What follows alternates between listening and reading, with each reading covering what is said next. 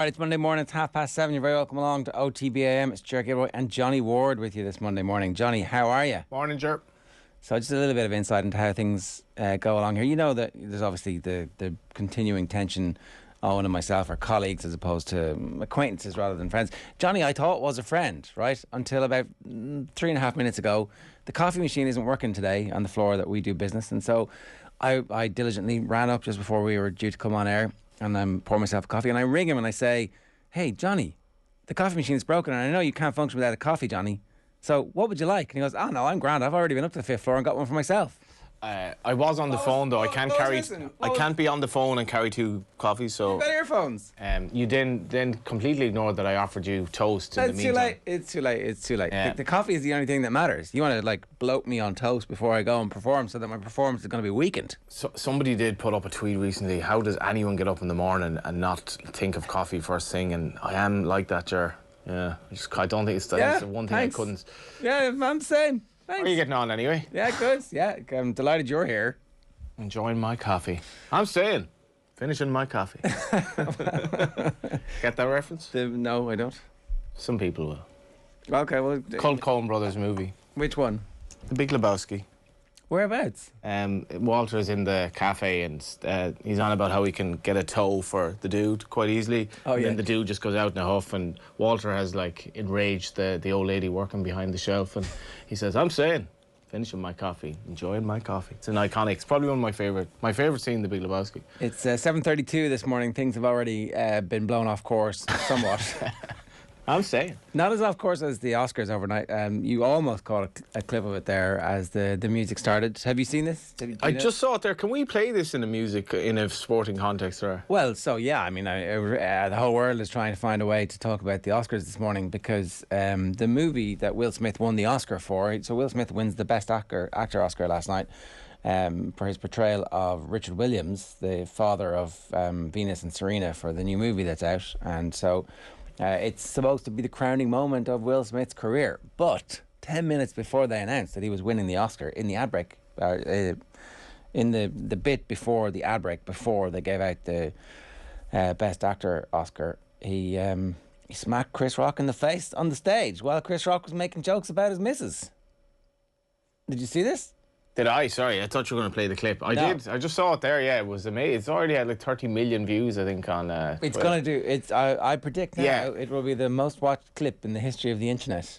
It was a bit mad. Will Smith was not happy. So it's the live show, and Chris Rock is making a joke about Jada Pinkett Smith and how he's looking forward to her starring in G.I. Jane 2. I mean, it's a very opaque reference. I'm trying to rack my brains to remember. 1997, Demi Moore, or as they say in America, Demi.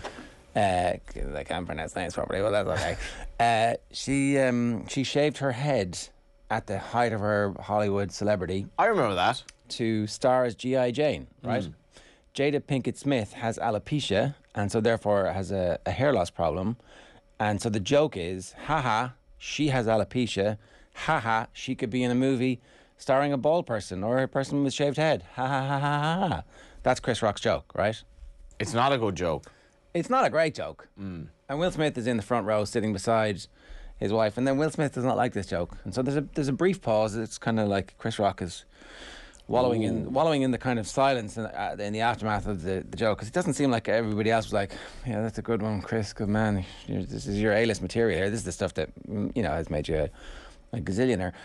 And then Will Smith storms the stage and just open hands smacks him in the face. Like, he's a much bigger guy.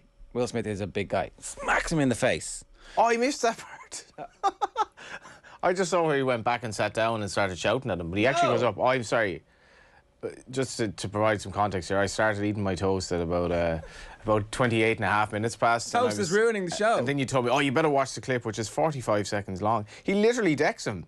Well, so he doesn't fall. In fairness, he can take a punch. Chris Rock can definitely take a punch. And then Chris Rock is completely, as you would expect, he takes it, steps back up and goes, wow, wow, wow, wow. I just got absolutely the shit kicked out of me by Will Smith. There's a lot of, what's going on here? And then take my wife's name out of your effing mouth. Take my wife's name out of your effing mouth, Will Smith. Shouts from back down. He's sitting in the front row of the Oscars again, and yeah, it's been pretty interesting. It's been it's like We've had moments like that without the punches, haven't we? yeah. When you wouldn't get me coffee. I think what you did there was I offered you toast and you said no, and then you were on the way to get the coffee and you thought, God, I better just offer him a coffee now, because he did offer me toast, and even though I wasn't thinking of offering add a little coffee. wrinkle to this. I did my Achilles tendon over the weekend, and I'm hopping around like I'm shuffling around like Hopalong Cassidy, and I thought maybe could I ask Johnny to get me a coffee? Do you think would that be bad form? Would it be bad form to ask somebody, because the coffee machine's broken? Maybe he'd go to the 5th floor first. No, do you know what? I'll do it. I need to stretch it out, otherwise it'll... But sure, look. That coffee machine hasn't been working since Friday, if I'm right. I don't know. Making my trip up to the 5th floor. What happened to your Achilles? I don't know. It's I've been wearing runners instead of boots for the last few days because the good weather came in. And as you get older, Johnny, your body starts to break down. It's all ahead of you. It's already... I think I'm already there, to be honest. Yeah, everything is just slower now. So tell us who is everywhere. Are they Team Chris Rock or are they Team Will Smith? Because you're not supposed to resort to violence, but like it's not really violence, though. And then literally the next thing that happened was he won the Oscar, and he's crying in the Oscar speech about what happened to in that. So it's you're gonna be hearing a lot about this. That's my hot take this morning, is you're going to hear a lot about this massive major incident that happened at the Oscars last night. On OTB AM. 7:37, here's what's coming up. It's Will Smith for the next 2.5 hours. No, it's actually not. We're going to talk about the performance rankings in just a second, the Gillette Labs performance rankings. Matt Holland's going to join us at 8:10 after the Republic of Ireland's 2-2 draw against Belgium. We have the sports pages at 8:30, Anthony Moyles at 8:45, Alan Quinlan will come back at the weekend's rugby at 9:10, and more OTB reaction coming your way at 9:30. OTB AM is brought to you live each morning by Gillette Labs for an effortless finish to your day. Time for the Gillette Labs performance rankings. That wasn't an All-Ireland winning performance. Probably should have won the game based on their second half performance. Is it a step too far to say it was the performance so far of the World Cup? Maybe not. OTB AM's performance rankings with Gillette. I'm scratching my head. That performances was just lacked that intensity. Ooh, all right, we're going green for the morning, and also because Tommy Rooney's here. Tommy, good morning to you. How are you? Good morning, Johnny. Good morning, Ger. How are you both doing? Well, that'd be better if I'd had the morning double espresso, but apart from that, all's good. How are you? Oh, I can imagine. I'm good. I'm very sorry to hear about your Achilles. That is nasty. Yeah, I didn't realise it becomes sore to the touch. That's so annoying. Yeah. Anyway, sure, look. Yeah. There are real athletes to talk about this morning, and how this works is every week we ask you on Instagram the night before to see if you have any views about who should be in the red, who should be in the amber, who should be in the green. Red's had a bad weekend, amber's had a work. We can't quite decide yet. The jury is out, and green is it's all systems go. And if you enter the competition, you could be in for a Gillette Labs starter pack. In the meantime, what have we got this week? Who is in the red? I think Johnny's going to bring us through these. Are you, Johnny?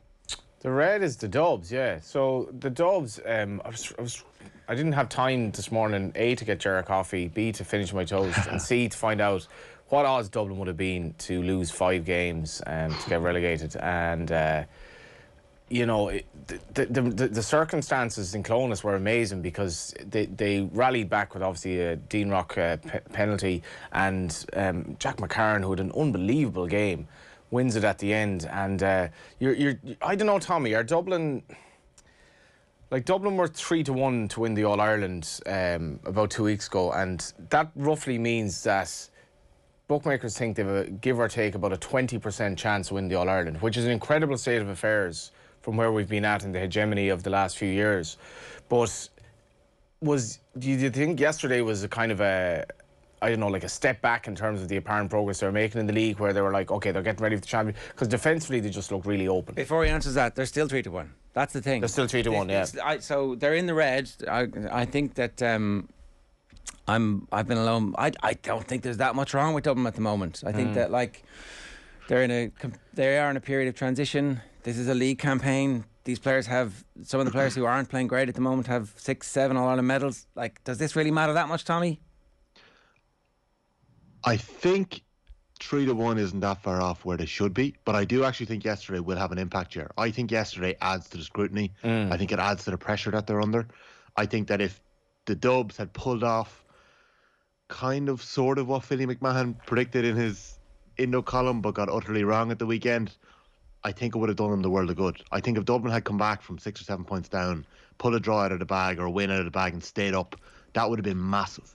And they would have been able to point at it, and all the ex-pros, the Paddy Andrews and the Philly McMahons of the world would have been able to say, look, they're building, they're getting there, get off their backs. It's a completely new team. But I think this only adds to the pressure that they're under. I do actually think that once they get their ship in order, because it's such an open year in the championship this year, the Dubs at 3-1 it isn't that bad a shout. Like, we know, like, Leinster football is at its lowest step.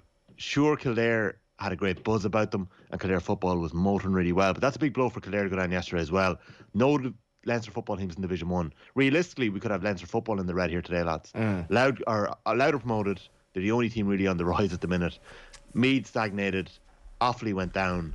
Laois are in Division 4. With Wexford and Wicklow and Carlow.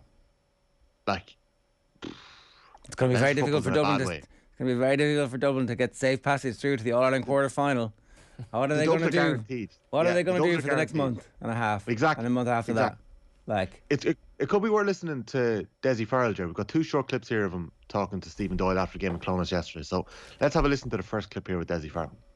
Not the most concerning thing. I think our disappointment is mostly based around an inconsistent performance again. You know, we sort of put two decent performances back to back. Now there's still work to do for sure, but you would have thought we were on a decent enough trajectory at that point, and then the second half was better. We were flat in the first half, and that's more disappointing, I think, in terms of quality of performance. Was obviously we're looking towards the summer at this point in time, you know. So I think what's interesting as well, Tommy, is if you looked at like XG or whatever and put it into the football, dissect the individual games Dublin have played, there have been a lot of moments where things have just gone against them, like kind of fluky goals being disallowed.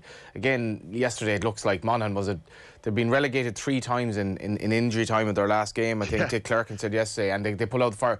But like the margins were so fine, like, and if Dublin did win yesterday or even drew or whatever, I think it would change the narrative. And just the fact that you're talking about a Jack McCarran point at the end as being, I'm just kind of, I'm in 2 minds about this, because I think Dublin, at one level, they're under an awful lot of scrutiny. At the other level, like, they're 3-1 to win the All-Ireland when they've been odds on for the last like 7 or 8 years, I'd say. So they're not even favourites anymore. So I think that in the fact that the camp has been doubted now might actually add to, might help them in some respects. So they can go back now, chill out. People think that people are saying that they're gone at the game, they're a bit finished, and maybe they'll just come back and just like rattle through people in the All-Ireland.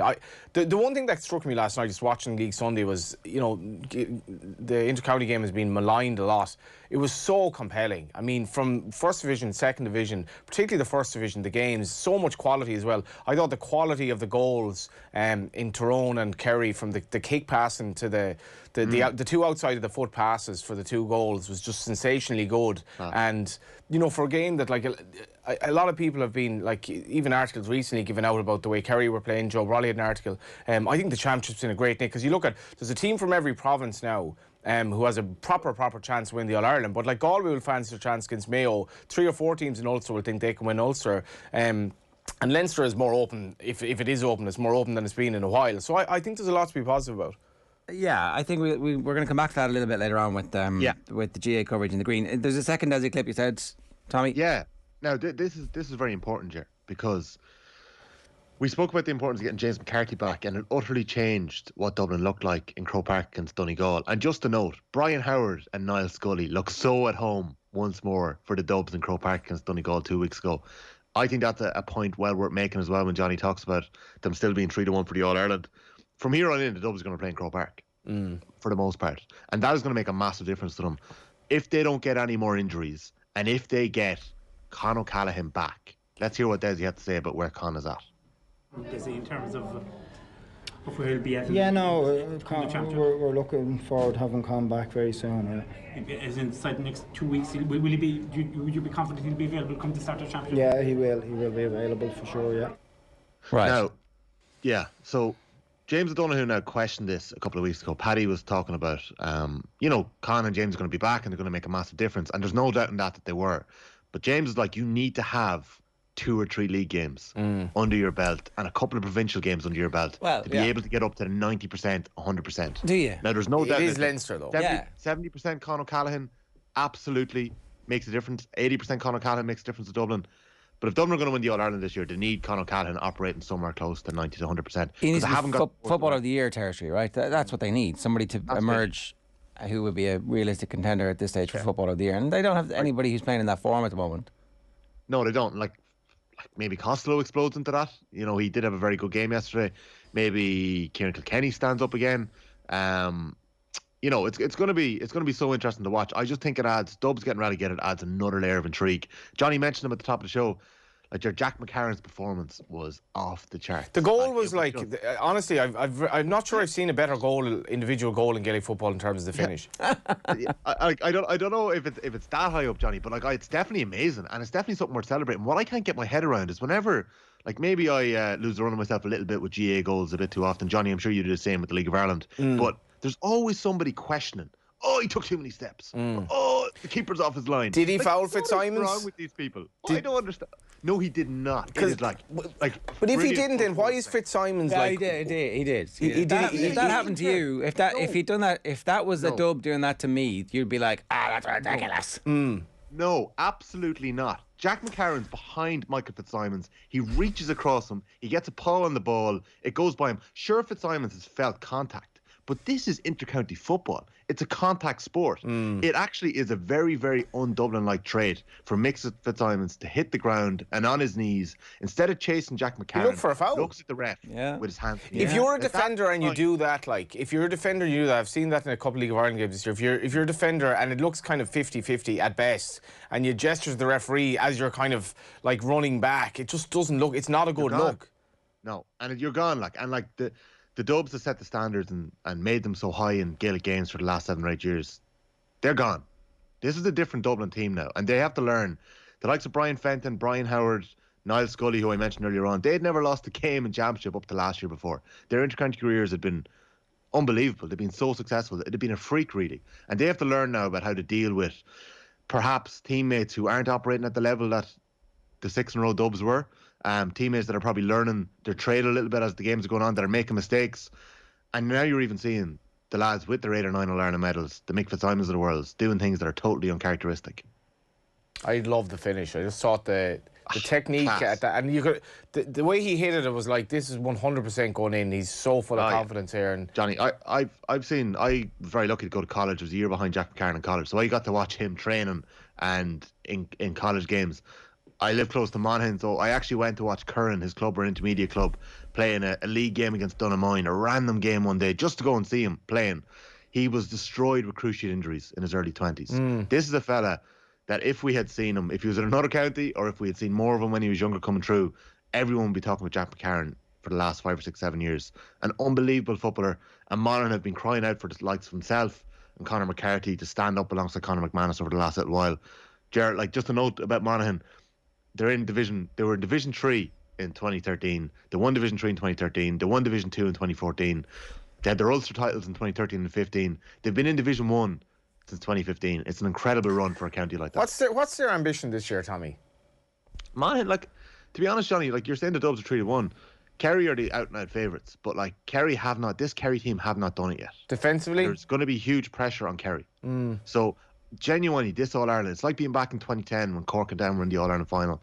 It's back to that stage in Gaelic games. It's open for 7 or 8 teams to actually go and do it this year. I genuinely believe that. Monaghan 40-1. Yeah. Oh no, totally.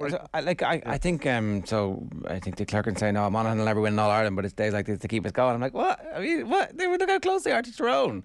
Why did Tyrone think you can win All Ireland? Because Tyrone have won an All Ireland. But before that original great team came along, Tyrone got as close. They got a little bit closer, in fairness. There was a little bit more of reaching All Ireland finals and blowing big leads against Kerry in the 80s. But there's no reason why any team who is a Division 1 team this year isn't thinking, win 4 games, win 4 successive games, and then all of a sudden everything is up for grabs. No, absolutely. I have a feeling that I've allowed our performance rankings to go way over time here, have I? Well, we've got some more stuff to get into. So next, we'll be brief on this one. Next in the red is OTB YouTubers. What's this, Johnny? I was, I was genuinely delighted with the Willie Mullins interview because, like, when I step in to Ger's shoes, you know, it's an impossible task, shall we say? So I'm here on Friday interviewing Willie Mullins. I don't know when I'd last. I don't know if he's never been on the show before, and never for a feature interview, no. No, not for a feature interview, and he was in. I thought he was in great form. And I was like delighted with the interview, and then it was just like there were 2 or 3 comments max on YouTube afterwards, and one of them was like basically saying, "Oh, the one day Ger is away, the 1 week Ger isn't there, and it's Willie Mullins had the potential to be an insightful and interesting interview, asking Willie about his son's love life, missing an inverted comma, I presume, and he only has one son. Life, absolute cringe." And then I was like, well, it was just a throwaway comment at the end of the show. And some people don't really care. They're more interested in, I mean, you know, Nina Carberry last night, she wins the Dancing with the Stars. People they like that stuff. They like seeing stuff that isn't at the racetrack. Just made a comment, you know, I think some people in racing will know what I was on about. Willie responded in a good manner, and you know, it just made me put me down.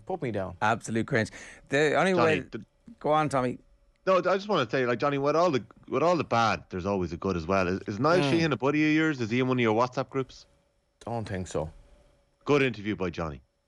That's what Niall had to say on YouTube. So with all good, solid 6 out of 10. That's you can't do. Yeah. You know. It was one of them interviews, though, Ger, that it was like this could be 4 hours, and I think Willie would still be bringing up a lot of the stuff from the past and all that was great. Like, but ultimately it was about his son's love life.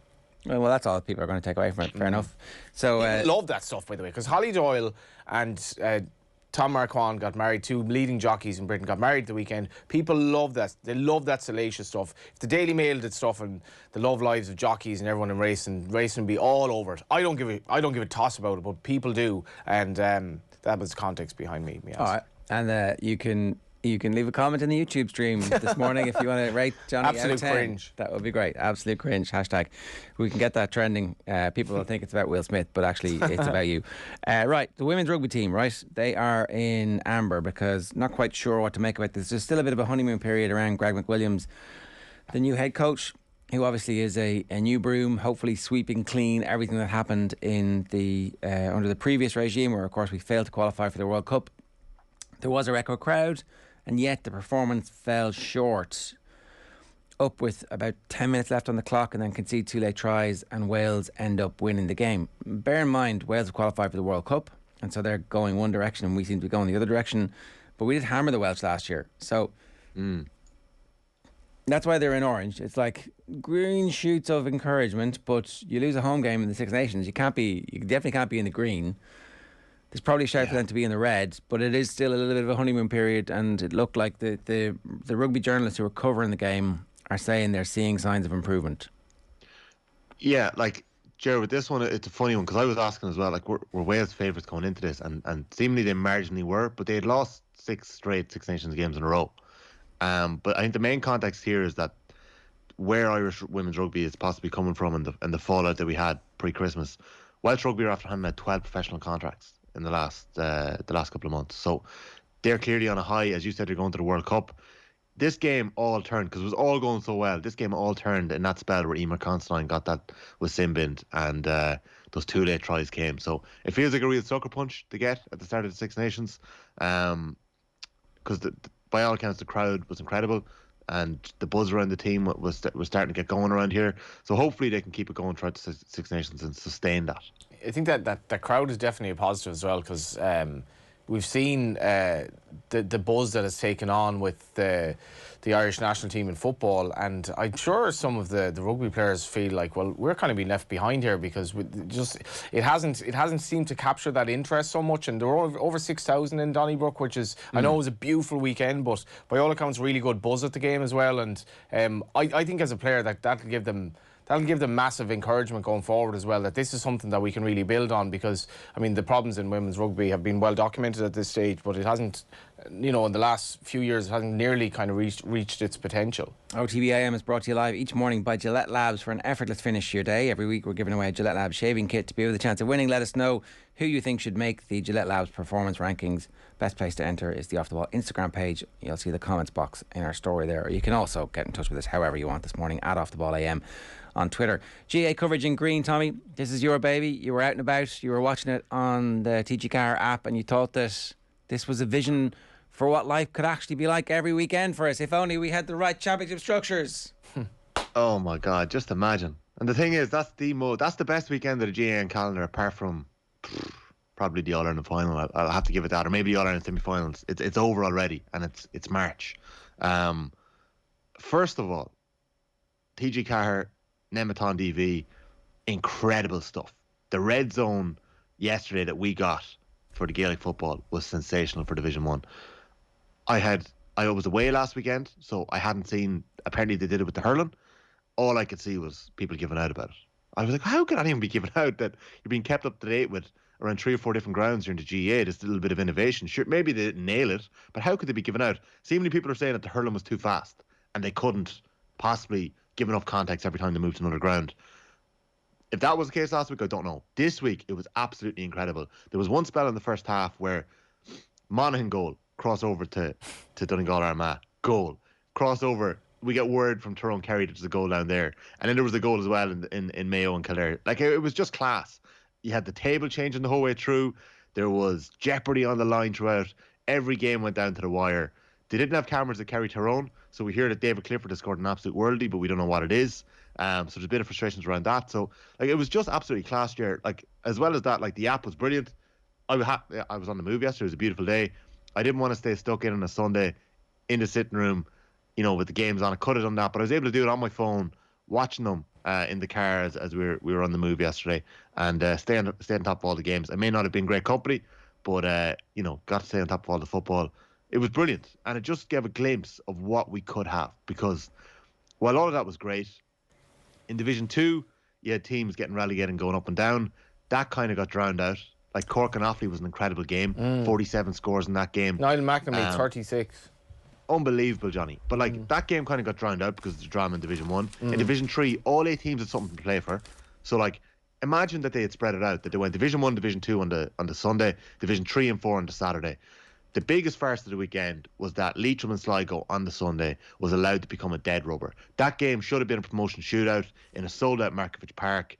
One of the biggest events of those players, probably next 2 or 3 years in Gaelic football, and it was ended up being a dead rubber. And actually, the worst part of it is that within that being a dead rubber, 2 of the key players both got sent off for either side, so they might end up missing their first round championship game. So what a waste in some regards, Jared. But I kind of thought the GA coverage should be in orange. It just gave us a glimpse of what we could have. Imagine we had this as our championship. Look. Yeah. I think another point just to be made is what TG Carr does in terms of what you can do with limited resources as opposed to what you can do with almost limitless resources. And the contrast in that, I think it's a national treasure of a channel. I really do. And they're constantly kicking it. Like they're... Yeah, we should compare and contrast what RTE does. We should stop pussyfooting around this. What TG Carr does versus what RTE does is chalk and cheese, because TG Carr is far more innovative and far more creative. It has to be. Well, it has to be, but it is. Yeah. It doesn't have to be. You could, like, RTE could be innovative and creative in their approach to things, but for whatever reason, whatever the blockage is that prevents them from doing what TG Carr does, they are light years behind, and they shouldn't be, and they should be held to account for that, because they're the ones getting the bulk of our of the taxpayers' funding through the licence fee. Yeah, it's doing another disservice to the game that's there and the potential it has to grow, because this summer there really isn't that much else on to compete with it. Sure, there's a rugby tour of New Zealand. There's no World Cup until the Christmas. Next year there's no summer big soccer tournament. Like the GAA, hurling and football should be taking centre stage. And in a lot of ways, they'll just about get by because people are mad about it. So they will watch and listen to whatever they can. But the Tailteann Cup, if it's treated the way Division 4 was treated at the weekend, if that open goal is missed, like, I don't understand how they plan to to get coverage for it, or how they plan to put it centre stage, or give it the justice it deserves for it to flourish and for it to become a viable competition. I have to say, Tommy, I get a great kick out of watching inter-county stuff at a lower level, and like seeing what you see some of the photos of the Offaly players after the game yesterday. Niall McNamee at 36, the performances he was given, and in a game, and the narrative behind Cork, where they were potentially getting relegated, and what that game meant, a really, really entertaining game.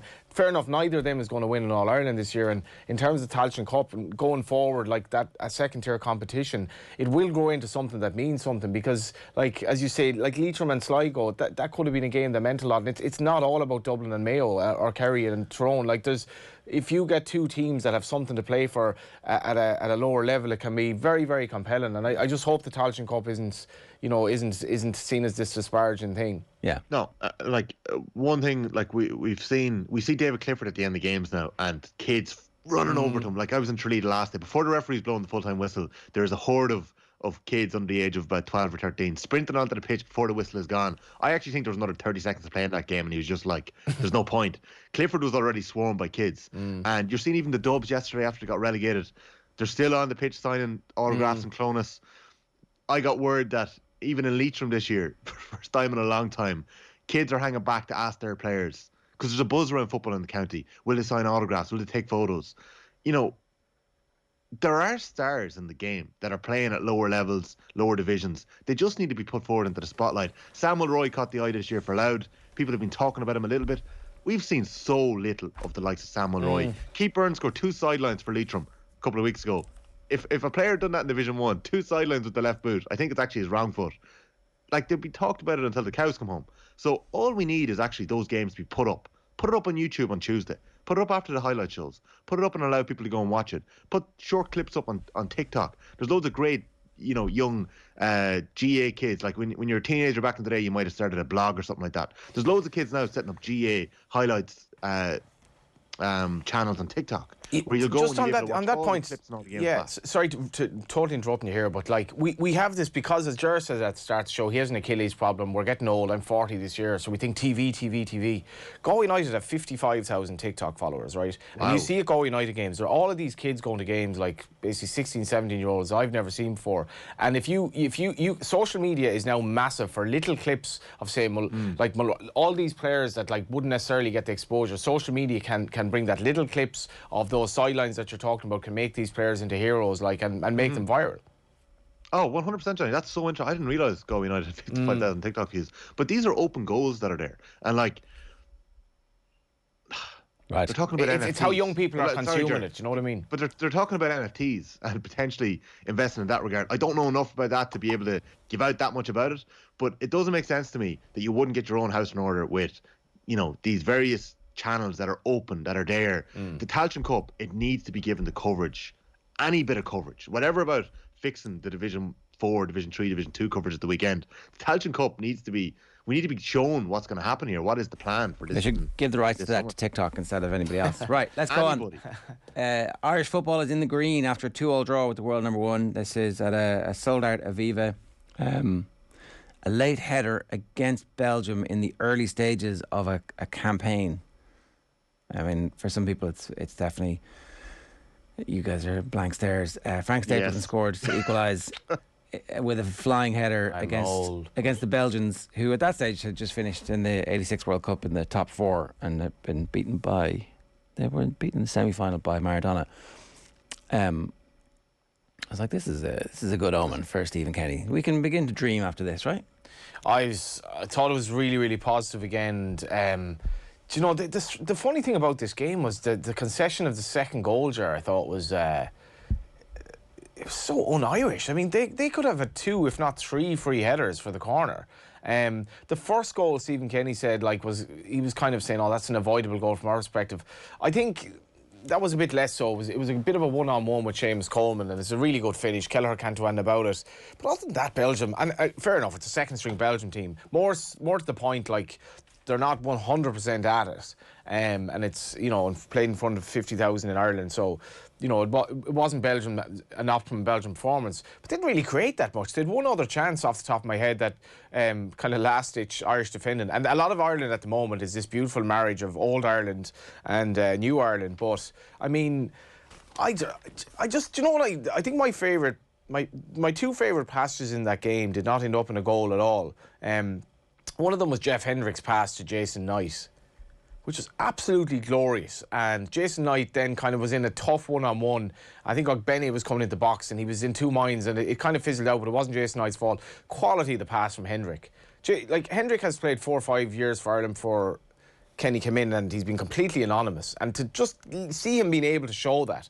Beautiful, beautiful, world-class pass that nearly led to a goal. The second one was Robinson's flick that should have resulted in a goal early in the second half from James McLean's shot. James McLean, the effort he puts in is phenomenal. But that goal was set up by Seamus Coleman, who's a centre-back, winning the ball back roughly 25 yards from the other goal, dinking this lovely ball into the box. I was just so much positive about it. And then see Benny, this young kid from Cork who's just exploded onto the scene, playing League One. Like, he's playing League One. He's not for long, yeah. Wing back in League One, but that's where he's at. And he came through the League of Ireland, so on and so forth. And like Tommy's on about the kids on the pitch, like Benny has become an absolute hero to so many kids in Ireland now who look up to him, see this beautiful smile and see him saying to the world, just because we're Irish doesn't mean we can't play football, we can't be really good technically, we can't get overhead goals. And I was buzzing after the game. It's a 2-2 draw in a friendly, but I was buzzing after the game. Yeah, it doesn't take much. It doesn't take much from the... Like, I spoke about this Saturday. Like, we're at such a low ebb. It's such a low ebb. And I've been to games, like, where Ireland have won. Cardiff comes to mind under Martin O'Neill, where it's just like... I'm not enjoying this anymore. I don't care if we win. We have to change what we're doing here. And to think, like, Stephen Kenny, if you talk about the nadir of the Luxembourg game 12 months ago, if he'd gotten the sack, and fair enough, the FAI did stick by him, but if he had gotten the sack or we'd moved on... Like, we could be just back to square one here again, where you have to give managers time, and fair enough, the 12 months were generally poor, and there was a lot of it was like, where are we going here? Will this ever work out? But you just see the players and the body language of the players, because I think the players themselves were downtrodden. When you come in and a coach is telling you, you're not good enough to do this, just try and get a 1-1 draw. It's not good enough anymore, and I'm just delighted to see that the players, the belief in themselves that he's inculcated in players who might not even be necessarily doing it at club level, like Hendrick. It's wonderful to see, and I'm delighted for him as well. Yeah. Okay. Anything else to add to this? We're going to talk with Matt Holland a little bit later on. No, but just Benny, it's just the magic that Johnny's talking about there. That's what we need. We need Irish footballers capturing the imagination, and that is one fella has done it. Like, the bicycle kick, even the way that whole move for the second goal, Doherty does brilliantly, I think, but Benny keeps it in, picks out Brown. What a moment. I know it's only a friendly, but like, class. But like, when I was a kid, I remember Ireland friendlies. Like, I remember games against Germany, Holland. Obviously, the game that was called off in Lanzarote Road against England. Like, as a young kid, I didn't care it was a friendly. Like, it meant so much to me. And I think young kids watching that game on Saturday, and I'm just thinking of these kids who want to play football for Ireland. They don't care if it was a friendly, and it felt like a friendly in one respect. But in other ways, you're coming off the pitch. That could have been we had friendlies like under previous regimes, horrific 0-0 draws with no chances, and it was literally friendlies to get a result. Yeah. And now, what I love as well, lastly, is the fact that they obviously went behind twice, and probably an XG should have won the game.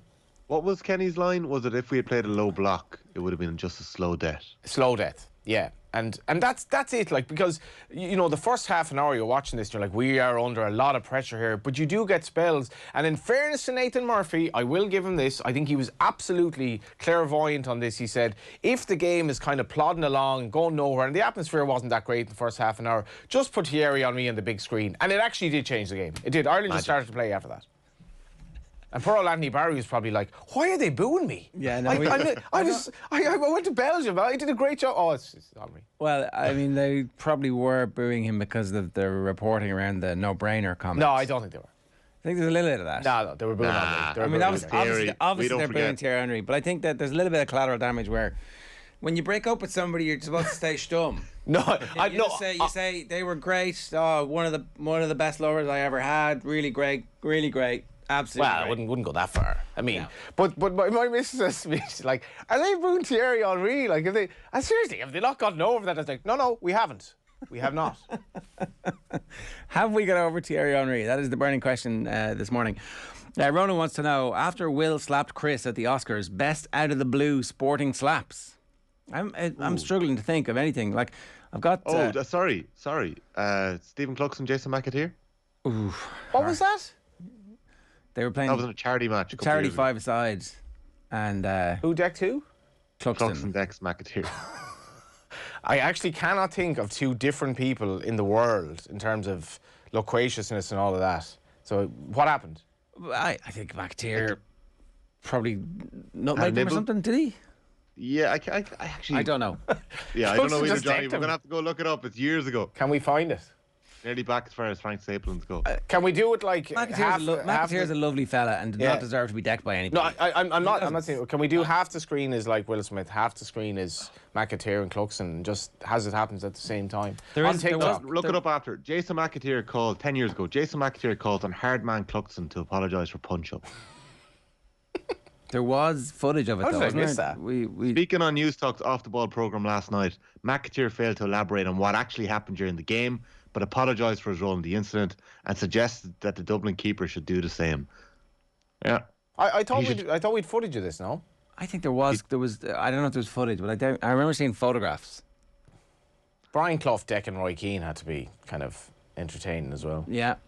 So again, I'm not condoning it. I don't think a manager should be hitting his players. No. Can I keep going with the McAteer quotes here? Go on. He should show some humility and maybe apologise rather than make out that he is a hard man. We know Stephen has a history getting sent off. He was sent off in that infamous incident where he let a lot of people down in Dublin, and it probably cost him in Ireland. I just feel it was a stupid thing he did. This is obviously before Cluxton kicks the winner a few months later. Just briefly, we're going way over the time here and we're deviating. Any repercussions from the scuffle there, Mad Donegal stuff? I'm sure it'll be a pick and mix of suspensions, Johnny. They couldn't pick out anyone apparently last night on League Sunday, so we'll hear from the CCCCCCC on Tuesday night. And what about the red cards at this stage of the season? Do they matter for anybody? Yeah, that's the thing. Like, so I've no idea what happened in the Division 4 games, but if those straight red cards are upheld, both those players are going to miss Leitrim's clash against London and Sligo's trip to New York. So, two key players. So it's hard to know. Now the thing with GAA legalities, there's a million loopholes. Queeveen says, "Where is Owen up Tyrone?" Queeveen, he's in the queue for Berghain. We're still wondering if he's got in or not. It's Michael says Monaghan have had Dublin's number for some time. I mean, true. Have they really though? It's been like draw. I think in the last 3 league games. Yeah, okay, but I mean, did they meet in the championship when a big game yesterday for it was a big game, and absolutely I'm not taking anything away from them, but like, let's see you do it in Croker, lads, in a championship knockout game. And Shifty Lad says the league should be linked to the All Ireland. Forget the provinces. Imagine the top 6 in Division 1 going through. Dubs will be out at this stage. We're not going back to Plan B because we had that conversation. We did our bit. And we failed, and we're sorry for letting you down. You are kind of looking at yesterday, though, and as Tommy says, the drama that was going on, and like, you know, the smaller counties in 10 or 20 years' time. So self-evident. It's going to be obvious. But it is in terms of like tradition and in terms of what should happen. It is edging ever closer to some sort of league. It's not. I think it is. It's not. I think it is. Last word on this because we're way over. One Leinster county voted for Proposal B. The wrong folks have the vote. 13 minutes past 8 this morning. That is this week's Gillette Labs Performance Rankings. OTB AM's Performance Rankings with Gillette.